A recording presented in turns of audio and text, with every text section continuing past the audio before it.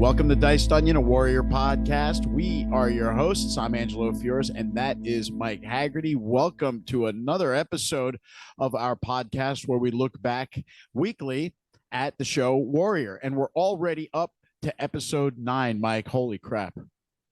The penultimate episode of season 1. And I got to tell you, this episode felt like it could very easily have been the finale of the season. It was that good. You took the fancy $5 word right out of my mouth. I wanted to be the one to say penultimate first, but you're absolutely right, Mike. And it's a pattern that I've noticed over some of the shows that I've enjoyed over the years, especially like HBO shows. I think like they're kind of the ones that started the trend, which is that the next to last episode of the season tends to be the more explosive one of the last two. The final episode always has some kind of cliffhanger and some sort of, whodunit sort of aspect to it. But that episode before, in this case, episode 9, next to last, in a Sopranos episode, it might have been a season, it might have been episode 11. Those are typically the ones that are more explosive, and this one did not fail to live up to that pattern. No, it certainly did not. You got bang for your buck in this one, and as usual, it hit on all elements. You got a little bit of everything, and I don't want to spoil too much before we get into it, because I do have a lot of notes on this one, and Cool. so yeah, I don't want to spoil it. So let's get into it before I go ahead and ruin everything. All right. You probably ruined everything already, but the episode aired on May 31st of 2019, and it's called Chinese boxing. And right off the bat, we've got an homage to Bruce Lee right there, because that's a phrase that's used a lot in Return of the Dragon, now better known as Way of the Dragon. But they always say it a lot. I always say it myself, Chinese boxing, the way that they said it in the movies. And so right away, when you hear that that's the title, you know you're in for a good one. Yeah, they are certainly aware of their lineage, so to speak, and Right. they are not shy about paying homage to that. So yeah, that would be the first of homages. I made note of that as well. And I was, well, the first time I ever heard that term Chinese boxing, the first time I couldn't even tell you the first time I saw Way of the Dragon. I must have seen it on TV like a billion times. And I remember trying to equate that with American boxing. I'm like, well, is that the same as American boxing? But obviously it's not. And I believe that American style boxing is illegal in China, as a matter of fact, or it's not allowed. But Interesting. yeah, it's not. But I guess this is what they refer to as martial arts, or their version of martial arts. I mean, probably the broad term. Right, a broader sense. Right. Yeah. I think Chinese boxing is more of a category rather than a specific, right? Like Yeah. it's not like Yeah. any one sort of specific style. Yeah. So the episode opens up with sort of a montage in a sense, and it begins with Leary and Mercer sitting in the office. Looks like they're burning the midnight oil in a sense, and they are negotiating the jobs for the steel project, which, as we know, Mercer finally secured last week when the mayor gave him the go. So now you see Leary already squeezing him for jobs here and there, and you get the sense that Mercer's a little undermatched despite his higher standing in the social ladder. Yeah, he does push back a little bit when Leary tries to get 12 workers, and Mercer goes with 10. this. I think they started with 8, and then he said 10, and Leary goes done. Yeah. And then he goes, now tell me about these 4 supervisors. And Leary says, well, I'm glad you asked. And then Right. And then it kind of, yeah, yeah. the opening story. But you got the sense that he was going to kind of rake him through the coals on that. But yeah, I just got the idea that Mercer's in a little deeper than he thinks. And there's nothing to specifically make me see that. It's just a feeling that I'm getting right I now. think it's probably because Leary's one of the key players in the show, and he's, besides being physically strong, he's also mentally, he's no one's fool either. So Yeah. He's agile in many different senses of the word. We now move on in our little montage, and we see Chow and the guy, I forget his name, who helped broker this fight. And you see work is getting going now. They're putting together the ring where the big battle between Ah-Sam and Lee Yong is going to take place. We see work getting going in the mill.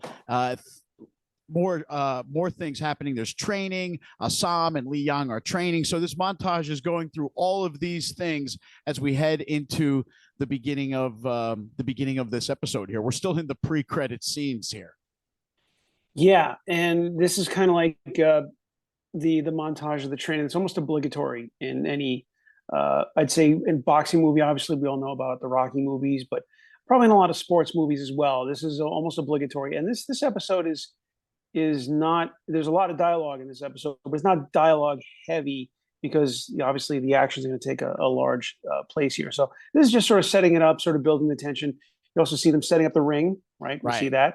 That That's cool actually overhead shot of Chow right, in the middle of the ring before they cut away. right. And I don't know if this is an homage, but it's just something about made me think of the Johnny Cash song, obviously Ring of Fire. So I don't know if there is some sort of connection there I'm missing or something, but Ring of Fire, if that's a term used in any other. I only know it from the song. Maybe it means something else. I don't know if it's a different type of term, but I thought of Ring of Fire. That just popped into my head for some reason. Interesting. I didn't really make any kind of connection to that other than that I thought that that type of photography was pretty cool and that it just gave you the sense of how high the stakes are in this fight. That was sort of my feeling there. But again, Got it. sometimes we're reaching here when we try to connect things. But that is the opening scene. It cuts to the credits, and then we are back with Penny in her bedroom or at her home or whatever. And Jacob shows up to share with her the flyer, which is advertising this big fight, which is about to go down.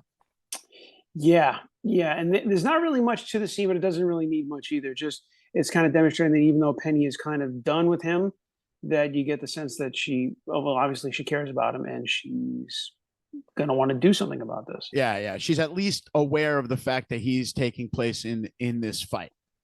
Yeah, yeah. So maybe she's not quite done with him yet. Maybe not. Bill and Lee now are seen walking the empty streets, the oddly empty streets of Chinatown, and they are wondering where everybody is, and they don't have a clue. Yeah, and so they start to follow the crowd. They see the posters, and so they get an idea. I mean, even though they can't understand Mandarin or whatever the language is, that obviously there's a fight going on. They don't know who's involved, but obviously it's very interesting, very exciting, and they want to go. It's like the big fight, and so they're walking in there, and they discover the fight. They start to walk into the arena, and they kind of discover part of San Francisco or Chinatown they didn't even know about. Yeah, they saw this random person on the street kind of duck into the doorway, and that's what they followed.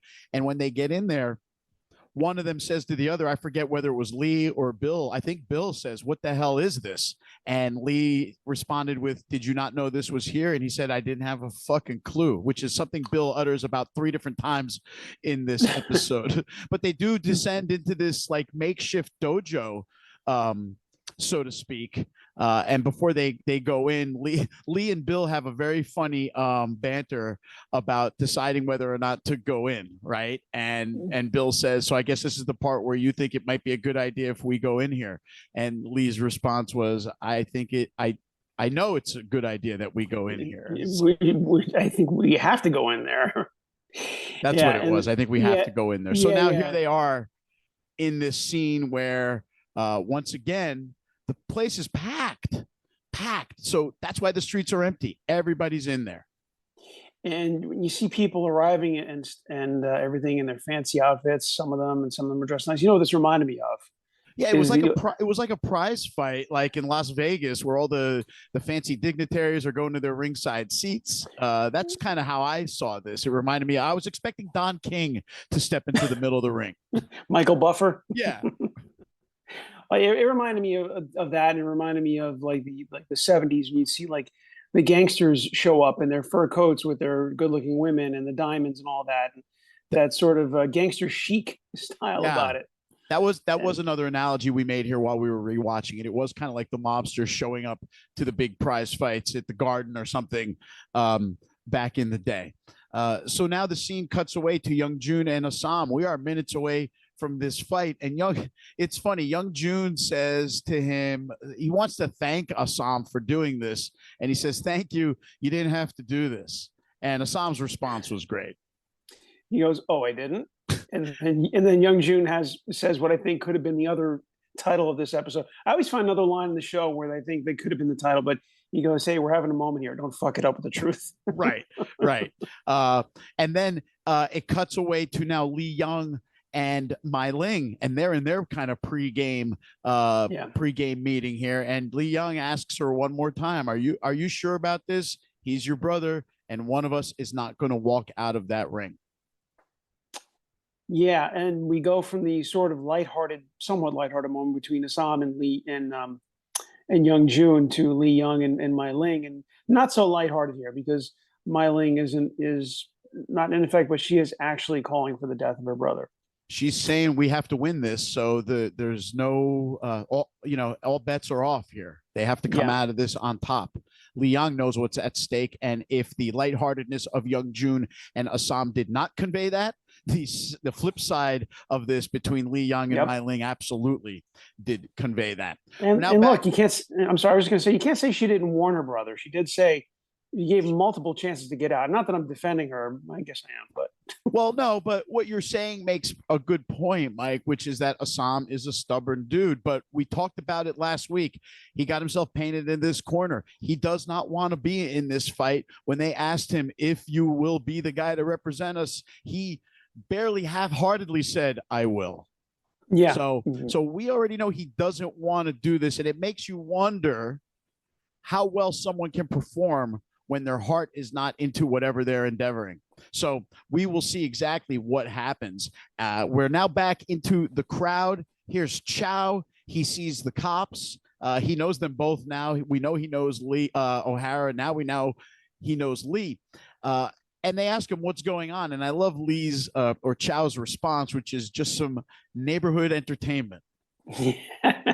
Well, of course, he's always going to put a positive spin on it. For all he knows, there's not going to be a fatality tonight. As far as he knows, there's just going to be a fight, like a boxing match, like a prize fight, like he says. Yeah, are you sure about that? Because I think that I get the sense that everybody knows what's really at stake here when the ring announcer tells everybody that this is going to be a way for the Tongs to settle their differences while keeping the peace. I think everyone knows this is kind of to the death. Maybe it's not stated, but I certainly feel like it is implied. I mean, remember, Lee Yong asked Mei-Ling one more time, "You sure about this? It's your brother." So yeah, I could see that. I could see your Chow point, but on the helped other, broker this thing. but then wouldn't you think that chat would have a little bit more of a sense of urgency, like, oh shit, cops are here. We got to do something about this. No, I think Chow has the ability to talk his way out of a situation and feign ignorance when he has to. He's done a very good job at, sliding through situations. So I don't think Chow's really worried about himself. In fact, he welcomes the cops in knowing the situation and says, "Let me even get you a drink." So, which Bill says he will not drink, not there anyway, right? And Chow says more for me. But then a second later, he chooses another vice, gambling. He goes, hey, put $5 on the tall one. Yeah, Put well, five he bills. doesn't, but they don't know yet who's in there, right? That now they come in the ring, and we see Ah-Sam first, and that's when Bill says to Lee, "Is that our boy?" Yep. And Yeah. And Lee he says, knows. "Yes, it is." And that's when Bill says, "Well, this should be interesting." Yeah, he's Then automatically, he knows how good he is. Yeah, because he already knows, right? He's already seen the kind of guys he could handle himself against. He's seen him take out 3 and 4 guys at once on a couple of different occasions. So Bill knows that this should now be interesting. Lee Yong enters the ring. They know nothing about him.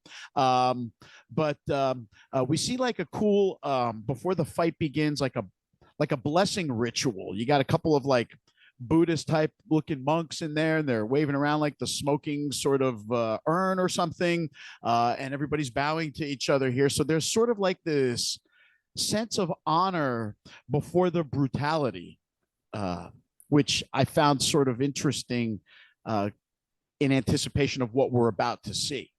Yeah, it's a great way to build tension, almost like the way Hitchcock would build tension up to a scene, like in Psycho, for instance. Janet Leigh, you see her, she's going to the bathroom and she's getting the shower up and turning on the water and all these really just mundane things. And then, next thing you know, it's explosive. That's what this reminded me of, sort of a way to build the tension, with just these sort of mundane ceremonial aspects of it. And you sit there, you're waiting for the fight, but then, you just get this, it's just stringing you along, just keeping the tension just slowly building. And I thought that was really, really well done.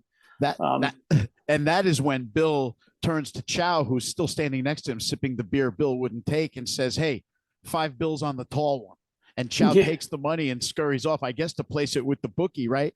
Now, we had a debate here while we were watching it, knowing Bill's financial situation, knowing his lack of gambling success, let's say, and the fact that he can't squeeze $50 together, which we know is kind of a lot of money back then. Two things. One, I wondered, what did he mean by $5? Did he mean $5? It couldn't have been $50 because $50 is like 1,500, and he still owes that. to the guy he killed, Damon. Yeah, I took it as $5, just my own little half-ass financial adjustment for inflation Right. going by the time. So I figured like, $5 back then, and I'm just blind guessing here. That's probably the equivalent of like maybe 100, $200 now, $50. maybe, maybe that. It's I'm $50. Is that how it Yeah. translates? Okay, all Yeah. right. Well then, yeah, and I could see like a cop in a similar situation today going, or someone deep in a gambling like that, they can pull together $50. It's not hard to pull together $50, so I could see him doing that. Yeah. $50. But remember back in the early part of the season, he lost $50 of their 1870 money, which we said was the equivalent of 1,500. So Ah, big difference. So you can see where $5 is still kind of not a small amount of money at that time. can I just mention one thing? Because there was one little other amusing aspect here that I caught when Lee and O'Hara run into the other cops in there because they're Oh, there. There's right. no, and they're all drinking, and O'Hara says, Bill says, "Stay sharp," and the other guys kind of get a little nod with the whiskey flask, like, "Yep." Yeah. First, he tries to tell them to go. He tells them to go walk their beat, and they're like, "Everybody's here. There's no one on the streets." And that's when he was like, "Fine, just hang out." And they had their drink, and it Stay was sharp. yeah, stay sharp. Stay As sharp he was sips another his drink whiskey. as they toss one back. Right. So we're back to the ring. Lee Yong and Ah-Sam are face to face. They've kind of got like their hands next to each other, sort of like almost like the end of the blessing ritual. And then boom, the fight is on, and Ah-Sam is pumped up, isn't he? Yeah, and this, I don't know how we talk about this without going into play by play and play by play mode. Yeah, I wanted to try to be more concise about describing the fight scene, and just to say that I felt like it wasn't so much evenly matched as it was ebb and flow back and forth, almost like a pro wrestling match where each guy had his moments where you thought he was going to finish the other guy, and the first guy to get that advantage was Ah-Sam, surprisingly. Yeah, well, we know going into this fight that Ah-Sam is at least the best fighter in Hopway, and we know that Lee Yong is the best fighter um, as well. And Long Z. sorry, yeah, I drew a blank there. We know he's the best fighter for Long Z, and so right off the bat, you're probably inclined to think that Ah-Sam's going to win, but then you're like, well, it's a penultimate episode, so let's see what happens. Maybe not. But it was a really good fight. It was really, like you said, ebb and flow. I thought the way they did it, it was nice and it was long. It was long. It takes up a good amount of the beginning part of this episode. It is well choreographed. And at one point, Bill says to Lee, I don't know what kind of boxing this is, but if they can all fight like this, we'd be in deep shit. So I thought that was pretty funny. And I feel like the title of the episode is an answer to Bill's statement. I don't know what kind of boxing this is. Chinese boxing. Okay. All right. That makes sense. All right. Noted. Okay. We now see that Penny is at the fight as well. So she made her way into Chinatown, made her way into the dojo, and she is there wearing a sort of shroud over her head, a hood, if you will, so as to not be recognized. But Bill noticed her and he recognized her. Yeah. And this is the time now in the fight where Ah-Sam strikes a pretty heavy blow into like the ribs of Lee Yong and doubles him over pretty good. Lee Yong is in bad shape at this point. Yeah. Right. And at this point, you probably think Ah-Sam is going to win, and maybe you want Ah-Sam to win. But it's really it's about how good they both are. And I wasn't ready to count Lee Yong out just yet. Right. There was a little bit here that this reminded me of elements of Return of the Dragon. Actually, I'm getting a little ahead of myself on that, but there was an element here that did remind me of that. Okay. Well, I'm sure we'll get to it. Lee Yong is, for all purposes here, looks like he is down and out, but Ah-Sam doesn't take the sash off of him right away. Remember, the goal of the fight was for the winner to remove the sash from the loser, right, from around their waist. That during that ceremony before the fight, they were both armed with a sash. But instead of taking the sash right away, Ah-Sam is sort of reveling in his more dominant position right now. He's got his fist raised. He is enjoying the adulation of the crowd and sort of posing for Father June and Young June, who are sitting in like the box seats right up above the ring. Then he finally makes his move. He's standing above Lee Yong. He is about to reach. He does reach for the sash around Lee Yong's waist, and then Lee Yong strikes back. Lee Yong comes back to life. He presumably swiftly comes back to life, takes a deep breath, and then he's up. And he's not a rock star. He's a little bloody and battered, but you can see he's got new life. Now you're like, all right, now the pendulum has swung. And I think this is kind of actually speaks to Ah-Sam's character a little bit here, because Ah-Sam's character has been a little cocky. And if it's been one thing about him that's not likable through this whole season, he's always been a little cocky, and it also speaks to some of those wiseacre comments that he makes from time to time. And here he might have gotten a little too cute with Lee Yong. Most definitely. I felt like he was taking his time and jerking around with the wrong guy, and it turned on him quick, right? He was on the ropes before you knew it, and he takes this massive blow to the head. Right. What do the kids say these days? Faffo. He faffoed. Well, he faffoed a second time because he hits the ground and he takes another one, and Ah-Sam is out like a light here. I mean, he could barely move, and he's breathing. His breathing's very labored and bloody. Yeah, and the camera's also showing you his perspective, and it's very hazy. Like you're not seeing Lee Yong very well. I thought that was really interesting how they did that too, because you're seeing from Ah-Sam's perspective, and obviously his vision is now blurred because he's having the crap beaten out of him. Yeah, he's totally bordering on being unconscious. He's definitely got a concussion for sure. He may not even really know what the hell is happening to him at this point. And Lee Yong is in complete control, and he makes a move to end this thing now. And he wraps Ah-Sam in sort of like that headlock. Well, I was about to get to my next homage, but just before you get to that, because there's something else here. As Ah-Sam is on his knees and Lee Yong is approaching him, and Ah-Sam is kind of looking like he wants to get up again, and Lee Yong just gives him a little shake of the head, and that you know what I'm going to say? Go ahead. It reminded me of Return of the Dragon when Bruce Lee had Chuck Norris all but beaten, and Chuck Norris valiantly kept trying to get up, and Bruce Lee just gave him a little, like, don't do it. Just please don't do it. Chuck Norris was down to like one arm, like his other leg was busted, and he was like, and then Bruce Lee just finishes him right there. He finishes him with the chokehold and snapped his neck. And then Bruce Lee puts a chokehold on Chuck Norris, much in the same way as Lee Yong now does to Ah-Sam. But instead of just finishing the job, he looks to Mei-Ling for that last approval, and Mei-Ling gives the head nod for them to make it happen. She gives the head nod, and just as he's about to snap Ah-Sam's neck, Penny of all people screams out for it to stop. Well, let's backtrack again here a little bit, though, because don't forget there was a key element here too just before that, because just as Lee Yong was making his comeback, Father June gets up and he starts to walk out. Young June's like, "Where you going?" And Father June's like, "He's finished." Like he saw it already. Yeah. Well, that was when he was kind of like knocked out, right? And Father June said he's finished, and Young June says, well, he could still get up and win. And he's like, and he's already checked out on Ah-Sam. Yeah, so he's written out. Yeah. He's presumably written out of Hop Wheat right now. Yeah. So good point. Father June has already chalked it up as an L, and Ah-Sam's about to be killed. And since he's dead, what use of it? What used to the Hop way is he? That's when Penny screams out in horror, and Bill, of all people, fires his gun, and everybody starts scrambling, like that crazy opening scene in The Warriors when they shoot Cyrus and everyone starts running all crazy around Van Cortlandt Park. That's exactly what that reminded me of. I don't know why, but it just did.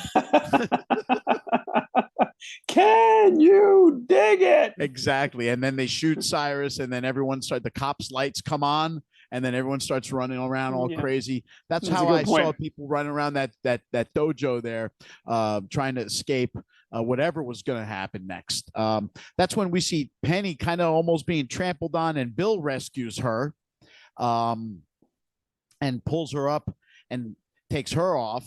And then we're back to the ring, where Ah-Sam is laying there kind of almost barely alive, and Lee Young is standing over him, kind of blurry-ish, right? Back to that blurry perspective. But there's one important element here, which is Lee Young is holding the sash.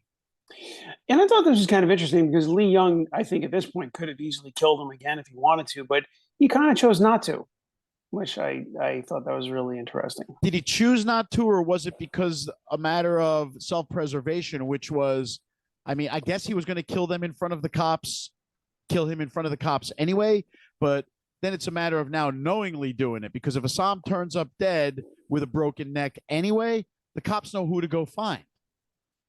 And perhaps that's debatable. Perhaps we're going to know who to go find anyhow. So I don't know what to make of why he did or didn't kill him. I feel like it was a matter of he had to run for cover like everybody else as well, and there was no time to finish Ah-Sam off. That's kind of how I sort of saw that.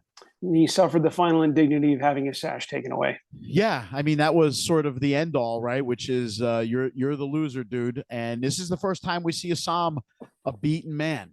Yeah, our hero gets beat up. Yeah, that doesn't happen very often in a show or a movie. We're now cut away to Bill and the mayor's wife, Penny, walking. It's dark. There's no one else on the street. It's them, and they are talking now. And Bill says to her, you had to know that was the same guy up there that you were tangled with a couple of weeks back, right? And she gets very defensive very quickly. Yeah, she's clamming up. She doesn't want to talk to him. He's kind of sensing, well, he is sensing that there is probably something to their relationship and probably something nefarious going on. He's kind of got an idea. Yeah, a cheater or a liar knows when someone's cheating or lying. You know what I'm saying? Game recognizes game. right. But he doesn't push it too hard, right? Bill lets off the gas a little bit, I guess, out of respect because she's the mayor's wife. I'm not really sure, but he does tell her, listen, Chinatown is not a place for someone like you. Yeah, and she's kind of getting snappy with him, and he's got a couple of quick witty lines here. He says, you got a real way with people. Yeah, he does say that. He does say that to her after she gets instantly defensive. But when he tells her that Chinatown's not a place for her, she doesn't necessarily disagree. Right. She kind of harkens back to the previous episode when she was in front of the Senator Crestwood, when she goes something to the effect, well, I don't have rights elsewhere either. Or something. He goes, oh, you being a mayor's wife doesn't matter here. Yeah, being the mayor's wife doesn't matter in Chinatown. And her response was, it doesn't matter anywhere, apparently. Yeah, she's kind of harkening back to that meeting with Crestwood. Right, from last week. But then she implores, I'm sorry. Go ahead. I was going to say, then she implores Bill not to tell anyone or tell her husband. And this was Bill's next big line that I got a kick out of. He goes, oh, that's okay. I didn't vote for him anyway. Yeah, I don't want my husband to know I was in Chinatown. That's okay. He chuckles before he says it, too. I didn't vote for him anyway. I thought it was very funny. There's a lot of lighthearted moments here. Yeah, considering what just went down, it's interesting that they can find a joke. But then again, I guess in the harshest of conditions, humor carries people through, right? We've seen that depicted in many cases in the past. We now have young June and Father June, I guess, kind of, replaying what went down, but it's essentially an argument. Young June still doesn't want to sort of capitulate to the Long Z, despite the end result of this fight. And Father June is back to that whole, I'm an elder, I'm biding my time. Don't worry, we'll honor this result for now kind of thing, right? So young June is more, what do you call, impetuous, right? Where Father June assesses, right? Like, I think he already knew his next moves when he stood up to leave before Ah-Sam was even officially beaten. He already knew what his next plan was, including what to do with Ah-Sam, which young June asks what that is.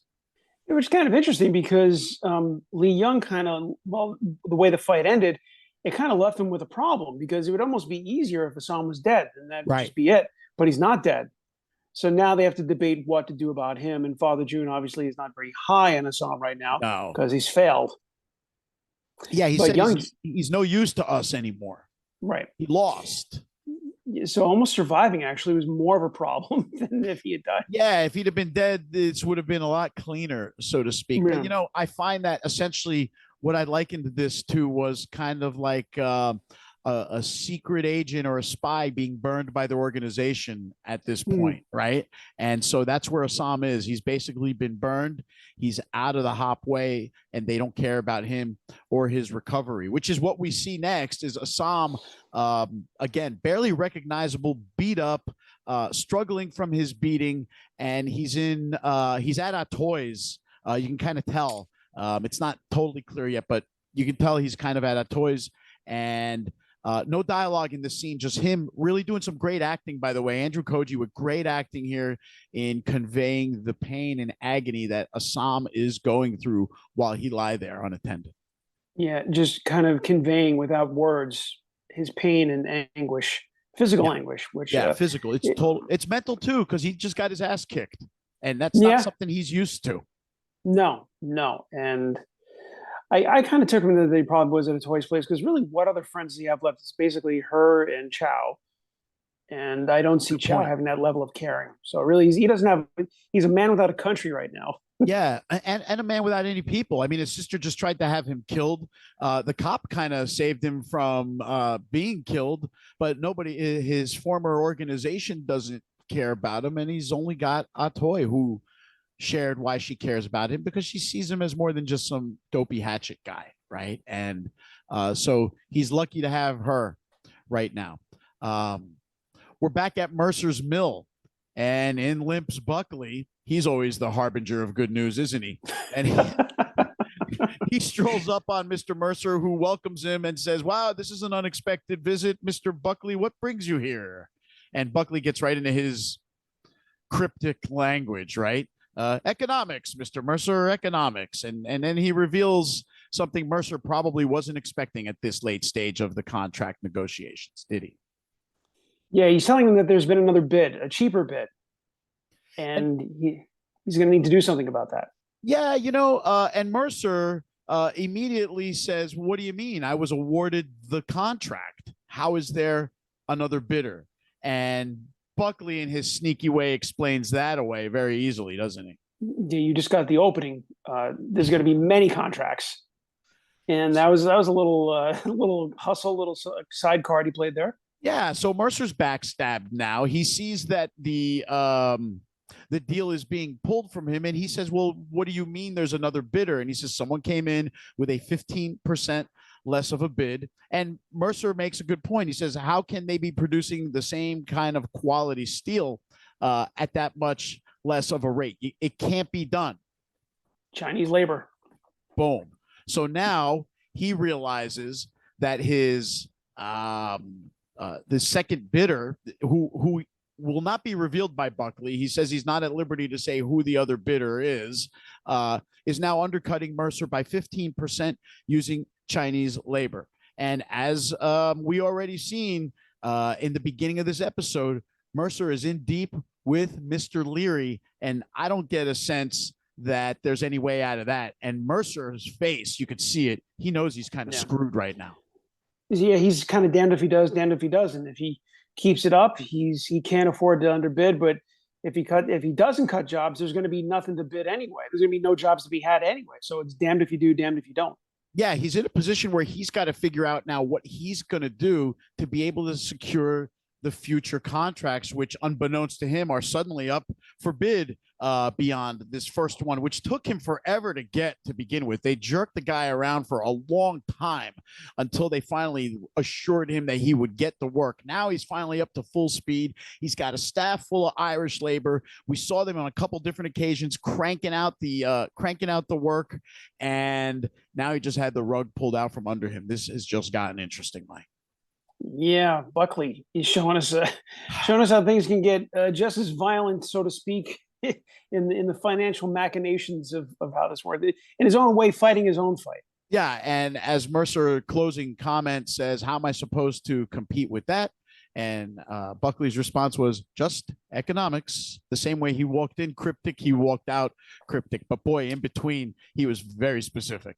Yeah. And now Penny's father is in trouble, despite her best efforts. So we'll see what's next for them. Meanwhile, Ah-Sam is passed out at a toys, and we're in a flashback scene to his youth.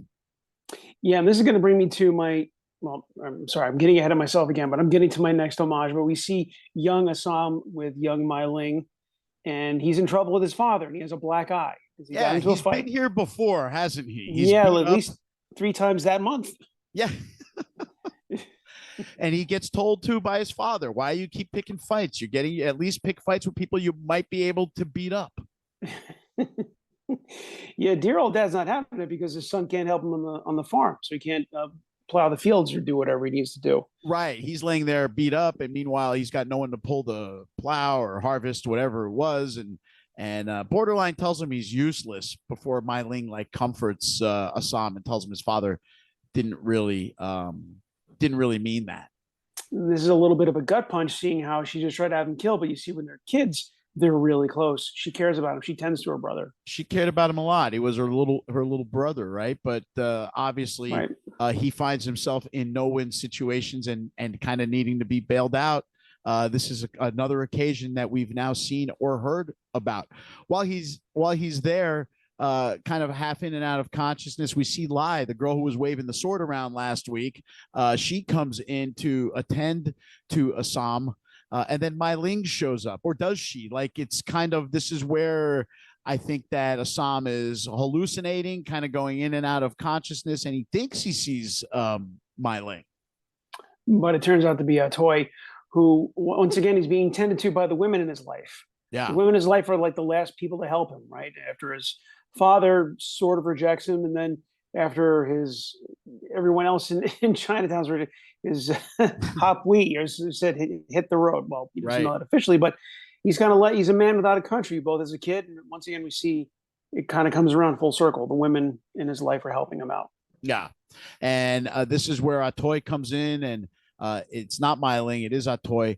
And I guess it was Ah-Sam's shoulder was like dislocated or sort of separated, and she presses down really hard on that area, I guess, to snap it back in, and Ah-Sam howls in pain and scene. After blowing what I'm assuming is opium in his face. Right. She I guess take a couple of hits off that pipe and blow it in his face, I guess, to sort of numb him a little bit more to what she was about to do next. I was waiting for her to pass it to him, but I was thinking to myself, well, he's not even like conscious enough to put it to his lips. And then when she kind of shotgunned him and blew it in his face, I got an idea of what was going to happen. Cool scene though. Again, we get a sense of his suffering, and we get a sense of his backstory, which we are now back to. We see Ah-Sam back to being that young kid again. I think the black eye is gone, and we see Mei-Ling and some guy that we're now introduced to for the first time. This I'm gonna go. Okay, I did some research on this. Did you look up this guy? Do you know about this guy? Go ahead. Okay, this actor, his name is James Liu, and he made his acting debut on, wait for it, Kung Fu. Kung Fu. He is a Kung Fu alumni. Right. And they kind of, it's now sort of connected the two universes in a way. It's interesting because I thought young Ah-Sam reminded me of a character he could have been plucked out of Kung Fu, actually, I thought. Yeah. Well, you did see a lot of that. Similar characters. They probably are the first real depiction of multiple Asian characters in a major network TV series. Right. Even though they casted a Caucasian man as the lead, but there were many Asian actors in that. But yes, we have now connected Kung Fu with warrior. That's pretty cool. And so this character is a fighter, a teacher. He gives Ah-Sam a jade necklace, explains to him that it has healing powers, it has mental powers, and that it's very important. And he puts it on. And he tells him to get up, and Ah-Sam gets up in his fighting stance. But you can't fight if you can't breathe.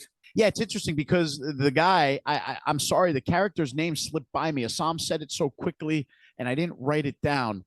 But he also gets into his poses, but instead of fighting, he's doing sort of like breathing. And when Ah-Sam asks if he can teach him to fight, he says, "You cannot fight unless you can breathe. You cannot fight if you cannot breathe." Right. So I thought that was kind of cool. I don't know where he got the idea that Ah-Sam could not breathe while he fought, but I suppose that's probably a rookie mistake that he's very familiar with as a skilled instructor. And his character's name was, I'm going to try to pronounce it, Sifu Lee Kang. Sifu Lee Tang. There you go. All right. Hope we don't have to say that again. So we now see another montage. It's Ah-Sam, young Ah-Sam, training with his new teacher, who is teaching him how to fight. And I swear, man, I was waiting for like the 80s music to kick in during this, you're the best around, something like that. Nothing gonna ever get you down. But that's not what happened. It was much more passive kind of music, and you were really allowed to get a sense of Ah-Sam's growing skill and acumen, as we notice from the beginning of the training scenes to the end. He's now very nimble and agile and very smooth by the time this scene ends. And he probably is learning the crane style too. Right. Exactly. There's the other 80s Karate Kid reference for you for this week.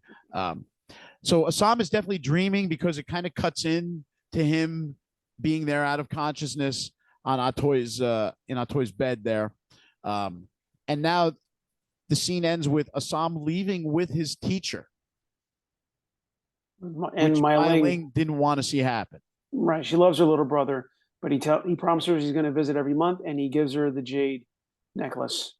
And that is where that scene ends. So we now have some connection here with a greater understanding of the Mei-Ling Ah-Sam relationship here. It's pretty deep, and for us to learn this about them and their closeness after we saw her give the nod to have him killed makes it even more hard to understand exactly how hardened she actually is. Yeah, it's definitely more poignant.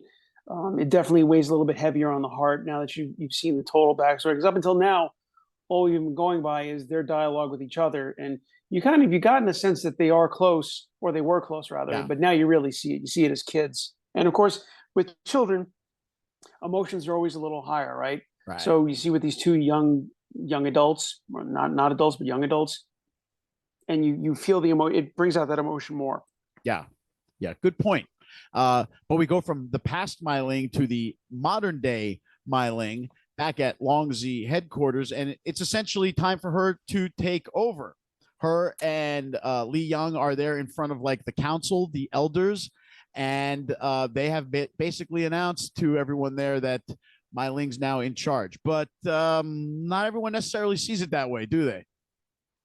And this brings me to my next homage, and this is a rare homage. It doesn't have anything to do with Bruce Lee or any of his movies, but I got a little bit of a Kill Bill vibe here. Do you remember Kill Bill? Yeah, sure. You remember Lucy Liu? Yeah. Remember Lucy Liu and her character in there when she was at her war council or her council, and someone there argued or didn't like her presence or didn't like her being boss? Yeah. So there was a similar sort of vibe here. I like that. That's true. I did not think of that at all. I thought that was, as soon as I saw that, I went, especially the way this scene played out. Let's say, I don't want to spoil it. Yeah. Well, the scene plays out as such. She announces she's taking over, and one of the elders or council members at the table there decides he's going to speak up, and he essentially says, Longzhi had peace with the other Tongs for years and years and years before you fell into his bed and into your bed, he says, nodding towards Lee Yong. Lee Yong's about to get up and kick this guy's ass, by the way, when she puts her arm back and says, no, it's okay. It's okay. Don't worry about it.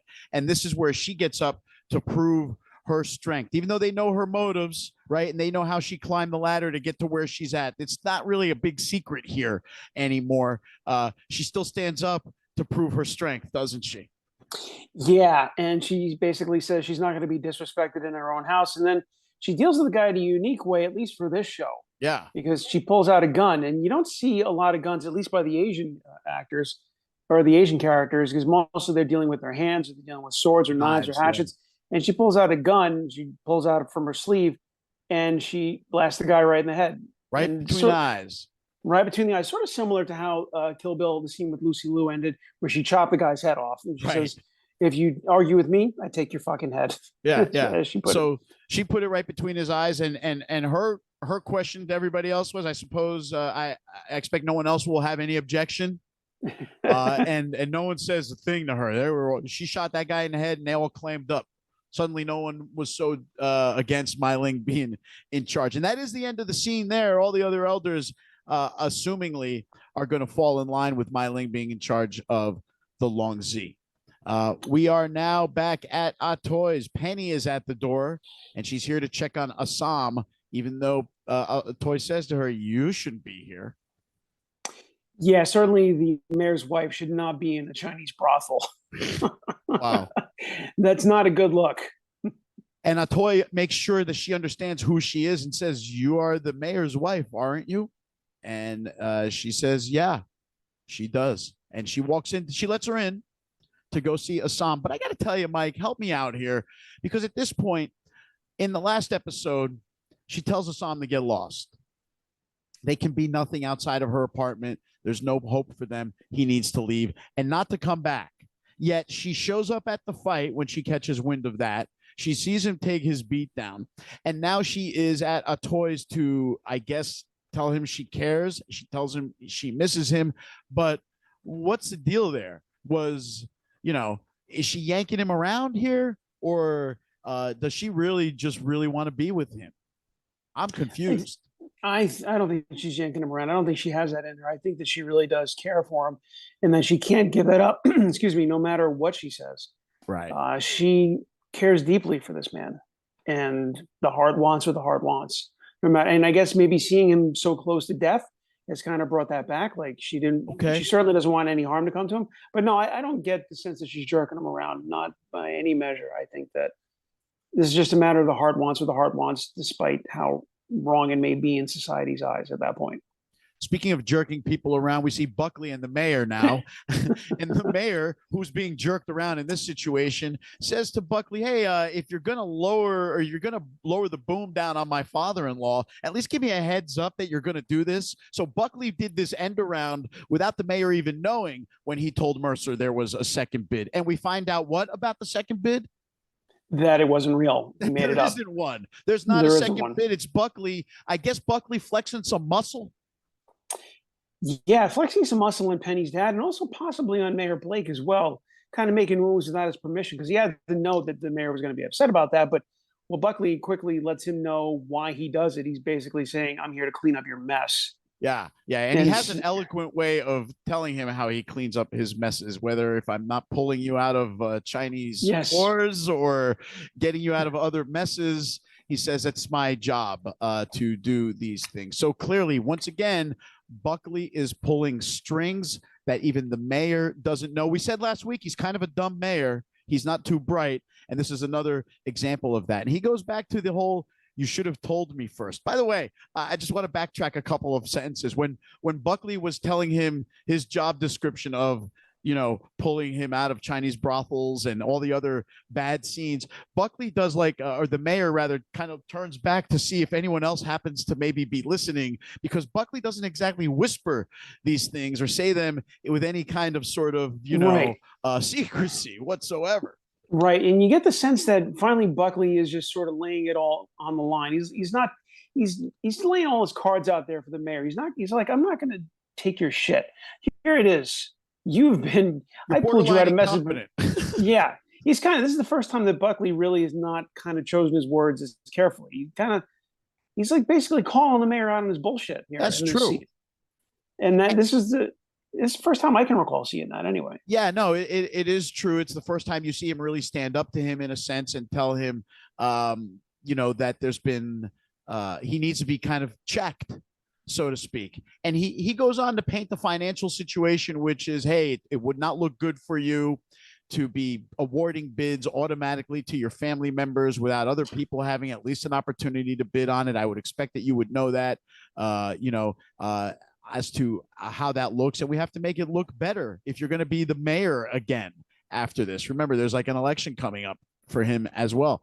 And Blake says a funny thing here that I had to laugh out loud when he says, "Well, just next time, tell me first, because I don't like feeling like an idiot." And he does a little power move too by drinking Buckley's drink. He kind of Yeah, he takes his does. He drink. takes Buckley's drink, and he just kind of like how Ah-Sam took that guy's bottle of whiskey after he slapped him around in the brothel Oh last week. yeah, yeah, Buckley kind yeah. of does. The mayor does kind of the same thing to Buckley. The funny thing is when he says, "I don't like feeling like an idiot," Buckley says, "I understand," but he says it in a way like I almost feel like in his head after he said I understand quietly you're an idiot, like in his head. Like I didn't feel like he was actually empathizing with the mayor. He was just Yeah, like you wouldn't say I hate feeling fat if you're not fat. right. Like, so yeah, I mean, yeah, you're a little overweight and the mayor is stupid. Pretty much. And that's where the scene ends. The cat's out of the bag now. The mayor knows that Buckley pulled this move on his father-in-law. And I think it's clear to us as viewers that this mayor is weak, very, Yeah, very weak. very weak, and Buckley is not weak, or at least not Yeah, stupid. yeah, but I don't see Buckley as strong necessarily. I see him as smarter than the mayor. Yeah, more of a kingmaker than a king for sure. Yeah, yeah, yeah. He almost reminds me of Tywin Lannister in a sense from Game of Thrones. Not so eloquent, of course, but same sort of position where he's right there whispering in the ear of who's in charge and really making all of the big decisions and telling everybody what's going to happen next from behind the curtain. That's Buckley. He's Tywin Lannister with a limp. Okay, and later on we're going to discuss our favorite houses on on Game of Thrones. Okay, Yeah, let's that'll debate. be on another podcast. Ah-Sam has regained consciousness. At least it looks like a little bit. And it looks like he's doing his breathing, those techniques that he was seeing in his little hallucinatory flashback. But he is still very weak and he's not really ready to be out of bed yet. No, no, he kind of collapses as he's trying to do his breathing, and a toy comes in and kind of picks him up, and she's still tending to him. She's like the nursemaid. She's helping him, and but she's also being blunt with him and telling him the deal. She's not pulling any punches. She's not sugarcoating it, and he's kind of wondering why he lost, and she kind of explains that to him. She makes a good point. Ah-Sam assumes that he lost because Lee Yong was better than him. He says he was better than me. And Atoy clarifies that and says he won because he believed in what he was fighting for. Going back to what I said to you earlier, which was I wonder what the results of Ah-Sam going into this huge battle in a half-hearted, non-committal sort of fashion was going to end up. Here's your answer, right? The guy who believed in what he was in that ring for is the one who came out on top. Ah-Sam was more concerned about his image and showing off how cool he was when he had Lee Yong on the ropes, right? And that, I'm sorry, go ahead. No, you. Well, that kind of reminded me of something. Stay with me here a second. I remember there was an interview with Mike Tyson on 60 Minutes years ago, and he had one of his sons doing some practicing some boxing moves and drills, right? And the interviewer said, he looks pretty good. He goes, "Do you think he could be champ someday?" And Mike Tyson said, "No way. He'll never be champ." And he goes, "Why?" He goes, "He came up too easy. He didn't come up like me. I had to fight. I had to fight. He doesn't have to fight. So he'll never be champ." And I thought that was really interesting. And I kind of thought the same thing here. It was kind of to me, this reminded me of that because, yeah, Lee Yong had something to fight for. He had something he believed in. Ah-Sam Right. didn't believe in anything. Yeah. And Atoy recognizes this and she asks him why he's still there. Why do you still fight? What is it that you're even fighting for? And she knows it. She puts it together very quickly. It's rhetorical. Yeah, almost. It is rhetorical. She wasn't looking for the answer from him. He didn't say anything. She said it. Yep. Yep. So, he's lost his sister. He doesn't have hop wee. He doesn't have his tongue. What is he doing? And she tells him as well that he's got to accept the fact that this Mei-Ling here is not the same sister that he left behind in China or that left him or however this she all certainly worked isn't. out. We've seen that. Yeah, we've seen that. And now she leaves him and she leaves Ah-Sam with something to ponder. Action now shifts to Chinatown. We're back at Chow's place, and we've got O'Hara and Lee questioning Chow about any possible recent sales involving a sword. They're now back to trying to catch this swordsman that sliced up the the two business tycoons last week. We know who did it, but the cops do not. Yeah, and well, I mean, obviously, you're going to go to the main weapons maker in Chinatown. I mean, it makes perfect sense, but they're not really getting anywhere with him, and it's not because he's not willing to tell, but it's because he honestly doesn't seem to know. And Yeah, yeah, he denies selling any sword. In fact, he even tells the cops, like, listen, I sell hatchets, I sell guns, I sell knives. there's no profit margin. There's no money in swords. No one Mhm. comes to me for swords, right? Yeah. And that's kind of where he stands. That's his position. Right. And then Bill says to Lee, he goes, "Give us a moment, please. He Yeah, wants to talk." he asks Lee to leave. And Lee goes, "Let's talk turkey." Yeah, he gets very frank with Chow at this point, and he says, "Look, man, you know me, I know you. Right? The other guy's gone now. He's out of the room. We got to catch somebody soon. Help us help you, so you don't get in trouble too." Yeah. And then Chow's like, "Are you threatening me?" And Bill's like, "No, no." And I get the sense he really was. I think Bill was trying to look out for him. It I wasn't agree. like a trying to push him or hustle him. And then Chow actually kind of surprised me because after that sort of somewhat brief exchange, and Chow just all of a sudden turns around on a dime, like, "Okay, I'll look." Yeah, Like all of a sudden, just completely did a 180 on that. yeah. I wondered what that was. I feel like he believed Bill when Bill says, "Listen, I'm just looking out for you," because Bill opened up very frankly with the "you know me and I know you." So the cards are out on the table, right? I'm not hiding anything. There's no ace up my sleeve right now. I even kicked Lee out of here so we can talk openly the way that we talk. And funny, Chow says to Bill when Lee leaves the room, "Your partner talks funny. Ask too many questions," right? Which I thought was very funny too. Um, After he says, "I'll look around," he stops Bill and says to him again, or he asks him, "So are you sure you're looking for a Chinaman? Yes, Because which sometimes white people kill white yeah, people." which I don't know what they were going for there because as the audience, we know who the killer is, and the killer is actually Chinese. But I guess they were trying to imply that maybe white people are capable of bad things. I don't really know what was going for there. How about my the thought that crossed my mind was that the way he said it implies that he might know that Bill did what he did to Mr. Damon out behind Leary's place. That ain't such a great kept secret. Remember, a week ago, we saw the Feng Hai accosting Bill in Chinatown doing this to him, right? So Mm-hmm. the word that Bill owes money to the Feng Hai is out. That ain't no secret. They were brazen about approaching him on the street. So would it be a stretch to think that Chow, who's got his ear to the floor, might have a Mm, sense interesting. Okay. that Bill killed another white guy? I love how they just make you sort of question these things and try to debate it. It's it fun. it's true. It's true. You really wonder what everyone's motivation is right down to the last sentence. Yeah. It's a great scene though, and it makes you wonder um, just how in tune Chow is with everything too. He really does seem to know stuff even outside of his own world, which is the borders of Chinatown. So we'll see what that means. I hope in the coming episodes. Ah-Sam is still in his recovery. Here comes Young Jun to see him, and Ah-Sam does apologize. "I thought I had him," he says. "Sorry." Yeah. And Young June says, "I thought you had him too."